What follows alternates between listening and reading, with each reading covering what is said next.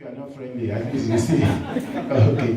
Now, you have friends, but how many of you have friends who are your mates? Okay. All right. So now let me see those who have friends who are not their mates. You have some friends, but you know this friend is not your mate. Okay? And they are not your mate in anything. So what do you call those friends who are not your mates? Friends. Eh? You still call them friends? All right, okay. It's because you lack English. So I can supply. Praise the Lord. Now, those friends who are not your mates, who are not in your class, who, they say because you are in the same class does not mean you are classmates. All right. Now, you call them senior friends, okay? So, well, my uncle from my village is my senior friend. And I want to, with Jesus' joy, bring forward to you a man of God who is, well, like I said, somebody who loves God. He's a man of many, many parts. And if I say to begin to tell you the different parts, you may be here. If I want to read his CV, we're going to be here for the rest of the day. But I will not attempt that because we have other things to do. But he is the... Oh, did I tell you he's married to one woman? And in actual fact, well, he's of the stock of, I don't know if I told you, I'm of the stock of IVCU, we call our fellowship. He's of the stock of ECU, but he came and snatched, one of my sisters, and I didn't have a choice, but he became my brother. By that. But much more than that, he is the CEO of Church and Vision International. He's a parachurch. He's also a lecturer with Aga Institute in Hawaii. That's where they're based. He's the proprietor of Elion College, Abiodun. He is, should I continue?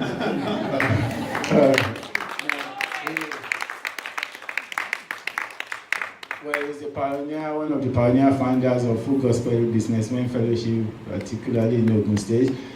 He is also, but let's not talk too much about him. Let's talk about Jesus. So, with Jesus' joy, I'd like us to feel welcome. Well, he's one of those people, he's trained us pastors, but he refuses to bear any title. I'm sure you know I have some friends like that who don't. When you hear Brother Billy, you know that he doesn't answer to titles. He's of the same stock. They are bred from the same group. So let's put our hands together again as I welcome Mr. Abiodun Fijabi. Thank you. You may be seated. Thank you so much.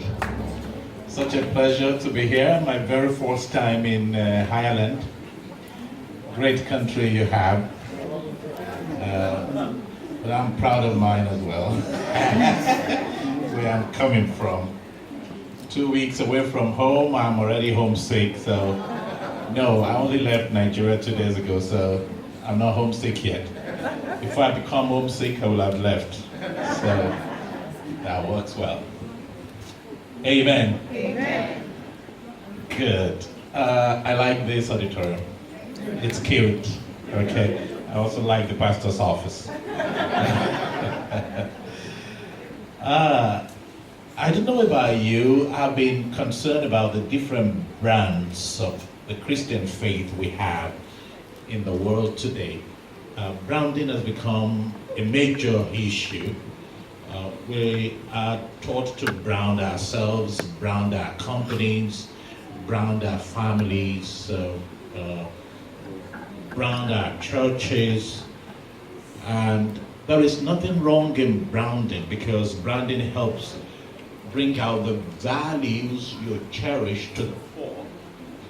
And having made elaborate, plans that exposes those values and bring them in contact with the people that matter, maybe the people to whom you want to deal, with whom you want to deal, or people you want to impress, or people you want to attract, and those brands speak.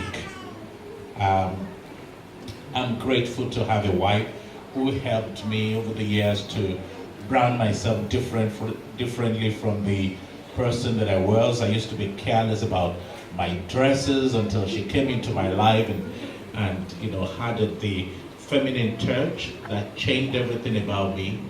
So people look at me today and say, "Hey, my God, you look good." And I said, well, I didn't used to look like this until somebody branded me. So branding is positive.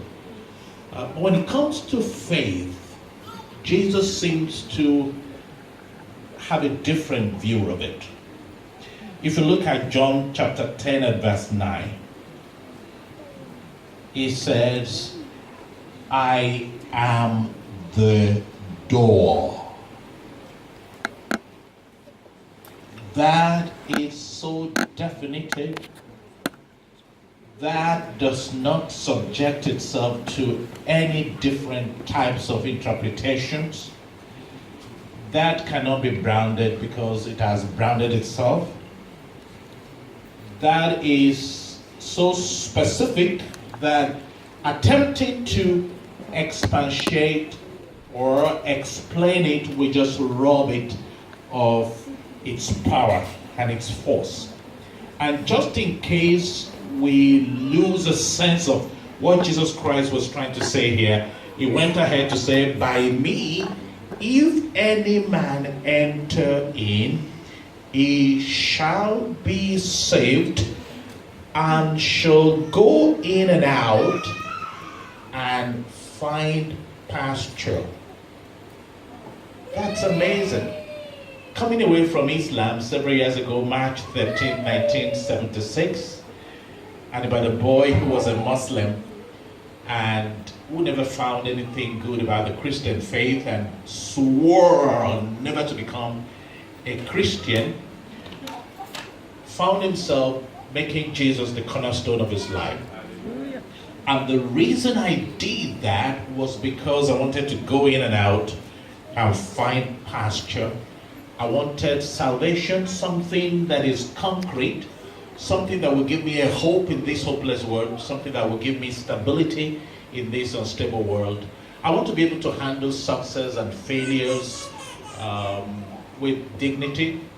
And I want to be able to not allow situations and circumstances to determine my joy for me, but to have the kind of joy that Jesus Christ spoke about. If you look at verse 10, he said, "The thief comes not." So there are some other doors that people will create, and Jesus talked about them as thieves. But they come to steal, to kill, to destroy. If you have branded doors which are based on your own perceptions of what Jesus is, you certainly will have the door, and you will go in and out, and probably sometimes you'll find pasture, but it is not the kind of pasture that you will find in him. He said they come to steal, to kill, and to destroy. Three things they will do to us. Branded faith will do to us. Steals, it kills, they steal, they kill, they destroy. But I wanted to look at that and compare those doors to mine. When you come in my own door, you will go in and out, you will find pasture, and you will have life, and you will have it more abundantly. I love that. I love that so very, very much. If anybody was talking about just going in and find pasture, I found that in Islam, really. I would go to my lambs and they would do something for me, and they would do all kinds of things, and then things will work for some time. All right. If you complain to the devil of headache, he removes the headache, but he gives you stomach trouble and pain in your leg. And then you have to keep going to him. So he removes the pain in the leg another time, and then he gives you back headache. You have to keep going back to him because it only comes to steal, to kill, and to destroy. And there are versions. I hate to call them versions of the Christian faith, but we just have to call them like that in order for us to understand that they do not fully represent Jesus Christ, And so they cannot lay claim to the promise that Jesus makes here. We will not have that abundant life that Jesus Christ promised. And Jesus Christ make it clear here. Look at the next verse. I'm the good shepherd. The good shepherd giveth his life for the sheep. I have paid for this. That's why I can make bold to ask you to enter only through the right door. When you do, you are blessed. Awesome. Then he went ahead to say somewhere, my sheep hear my voice, isn't it? I know my sheep and they know me. It's a knowledge-based experience. It is. Can't forget in a hurry an experience that I had several years ago. My daughter was doing was here on holiday, was in London on holiday, and then I was going to Hawaii to teach. I had 7 hours layover in Heathrow, so I felt I could just quickly dash to East London and come back, South East London and come back, and it was a mistake. More so, I didn't want to take a cab. Cab was £26, and I thought going by bus would be £4. And because I didn't make the money in the UK, I decided not to spend it in the UK. Why would I prop up Charlie's mom when I hadn't paid my dues in Nigeria? Then it was a mistake. By the time I got there, it was already 3 hours gone. By the time I returned, the flight was gone. But I belong to a different kingdom. A kingdom where we are promised abundant life. I had choices before me. One was to fret. One was to be antagonistic to myself, hate this person called Abiodun Fijabi, and ask the Lord, why didn't he compel me to spend the hard-earned £26 to take a cab? I did something that the Lord will want us to do all the time when we fall into that kind of error. I asked him for forgiveness because I heard him say, take a cab. He said, my sheep hear my voice. And I discountenanced his voice at that time. And he knew that I made a mistake. But his love is so overbearing, positively overbearing, so elaborate. You can't fathom the length, the breadth, the height, and the depth of it. Having received his forgiveness, I began to speak to the guy who was taking me to the airport. The same taxi cab that I refused, though I entered it back to the airport. Don't laugh. So, by the time we were about to get to Heathrow, I know the plane had left. But I was so joyous that I even had opportunity to preach to the cab driver. Came from South Africa. And we had a good time talking about Jesus. And then I got up, walked boldly to the lady who was the agent. And I said, you know what? She said, what? I missed my flight. He said, well, you missed your flight and you had all these smiles. I said, I just can't help it. And she looked at me and said, well, let's pull out.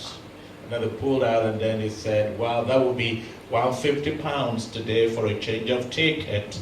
Are you using a card or you are paying cash? I said, we don't have card in Nigeria. There was no debit card, no credit card at that time. He said, well, that means you have to have cash. I said, well, I have £46 on me, home and abroad. And then she said, well, I'm sorry, that means you're going to get another ticket. And I said, wow, can I speak to your supervisor, please? And then she went and came back. I said, I don't know who you are, but my supervisor said I should issue you another ticket and I should not collect money. That was the kind of power I was looking for. The one that is relational, where you hurt a father and you could say, Father, I'm done. I missed it big time. I lost it. I should have heard you. But in the kind of brands that we have today, we don't hear him anymore. It's no longer important. We have it figured out. We just do the law of selections. which makes sense. What is appropriate? What is the best of course of action in this matter? How will anybody have, known that the best course of action was to run away from your car, and in 25 minutes the same car will blow up? The truth of the matter is that he knows better than us. That's why he said we should enter through the right door. And Jesus is not asking us to do something that he hasn't done himself. John chapter 5 at verse 30. John chapter 5 at verse 30 explains to us what Jesus Christ himself did that gave him the kind of life that he had. So he's not recommending a life to us that he himself has not lived. Are you there? Look at what Jesus Christ said. We're talking about the Lord of Lords and the King of Kings, the owner of the entire universe. He said, I can of my own self do nothing. I don't take a step. I don't hate people, despise people, do anything whatsoever, travel, spend money, make a purchase, marry. I cannot do anything of my own. I am grateful to God that I knew this early, because when I was becoming a Christian, one of the problems that I had with Christ was that Christ was going to affect every aspect of my life, and I hated it. I wanted freedom and liberty to be able to make my choices. I wanted to go to where I was going. There was a girl in my class that I was shadowing already, and then I thought I was going to get her. There was no way anybody could prevent me from getting her. She was interested, I was interested, and I knew what she didn't know. I was very good in mathematics, the best in my class, so I would use all the opportunity to get her close to me. All of a sudden, she announced that she had become a Christian. And I said, well, that wouldn't affect anything. We could just continue from where we started. So I would go to the library where she was, and then I would pitch myself right in front of her, and then we'd do leg romance. But after she became a Christian, she would just walk away from the place. And I said, what kind of a life was that? Then March 13, 1976, when I became a Christian too. And then I found out where she was reading again, and I was about to go. It was 4 days after. And it was so challenging to me as I was going. I heard a voice saying, go back. I said, why? So I just couldn't do anything that I've been doing before. What kind of a faith was that? That would tell you what kind of a dress to wear, what kind of a friend to keep, which food to eat. What should you say? What should you don't say? The things you will think about, the things you will not think about. I said, no, I don't want that kind of a bonding. I want to be free to do whatever I wanted to do. I was actually campaigning for another door. Not the door that Jesus was talking about. And that door was the door that I've been using for years before then, and it didn't pay me. I didn't know that in surrendering to Jesus, we have a kind of liberty. A liberty that is sure. A liberty that is glorious. A liberty that frees us from the pains of not knowing what to do, and the sadness of being found in a wrong place, where Jesus is not dominant and where his glory cannot be accessed. That's the wrongest place in the world to be. Jesus Christ said, I can of my own do nothing. I can't do anything of my own. As I hear, and there are 5 senses. We hear, we smell, we feel, we touch, we taste. And with these 5 senses, we relate to the world, isn't it? When Jesus Christ sees anything, he doesn't do anything with it until he does what? Look at that verse. Until he does what? Hear. No. Yeah, okay, he hears, he sees, he tastes, he smells. So, he doesn't take any action until he does what? No. Look at it. What's the next? I judge. That's what I do. I judge. So when I see, when you frown your face at me, and I wanted to frown my face back, I wouldn't take any action until I judge it. I said, what will Jesus Christ do if he were in my situation? So I judge. Now, the challenge is that I just don't judge using the parameters or the measures that the people of the world use. In Trump's world, it says, when somebody hits you, you hit back 10 times more. That's what Trump said, President Trump. And is the president of the most popular nation in the world. He said, give it back to them. He said, do unto them before they do it unto you. He said, don't forgive people when they hurt you. And somebody could say, oh, it worked for him. He became the president of the United States of America. But I'm not concerned about such victories, Pyrrhic victories. I'm concerned about abundant life. That's not what we're talking about. We're talking about life in its abundance.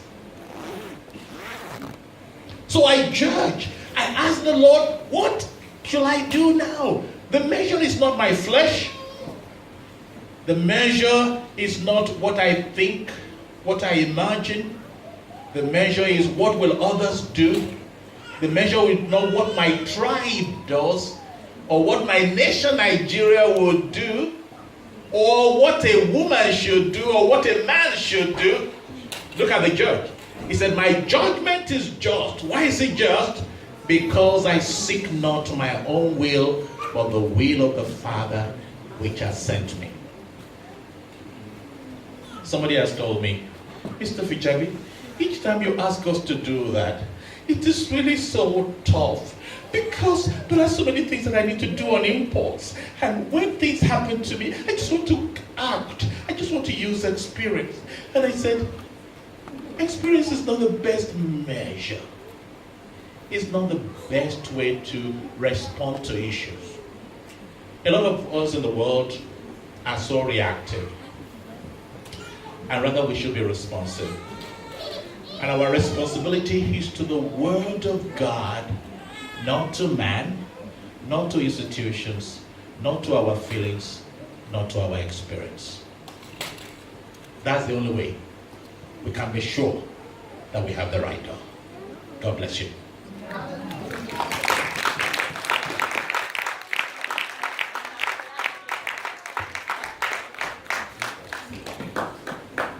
Amen. I'm sure some of us want to hear more.